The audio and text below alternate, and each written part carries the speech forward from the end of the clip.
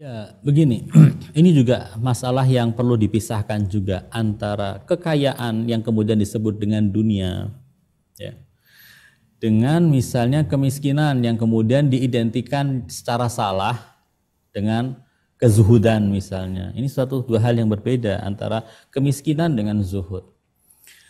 Saya beri contoh misalnya begini, kalau seandainya ada orang yang kaya raya, uang dia miliaran, tetapi kehidupan dia, uangnya selalu digunakan untuk amal khair, untuk perbuatan hal yang baik.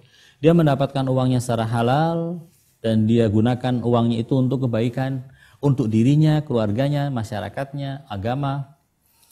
Nah, orang yang melakukan hal ini, maka harta kekayaan yang dia miliki, walaupun berasal dari dunia, tidak bersifat duniawi, tetapi bersifat ukhrawi. Karena dunia yang dia miliki itu, kekayaan yang dia miliki itu digunakan untuk urusan akhirat.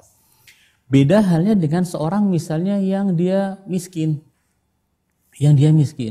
Dia punya penghasilan misalnya hanya 1 juta dalam 1 bulan dan tidak cukup untuk kehidupan. Tapi terhadap uangnya itu betul-betul dia rakus, sehingga tidak mau membelanjakan sedikit pun untuk orang lain, tidak mau berbagi kepada orang lain, bahkan orang yang kelaparan depan dia pun dia tidak akan memberikannya. Ini orang walaupun dalam keadaan miskin tidak bisa dikatakan dia punya kunci surga karena kemiskinannya, karena dia cinta kepada dunia.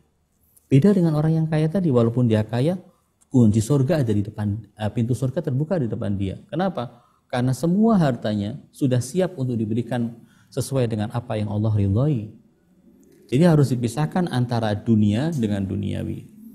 Nah, ketika kita tidak memisahkan, akhirnya kita melihat bahwasanya orang-orang yang kaya itu maka identik dengan neraka, misalnya orang-orang yang miskin identik dengan surga. Enggak seperti itu.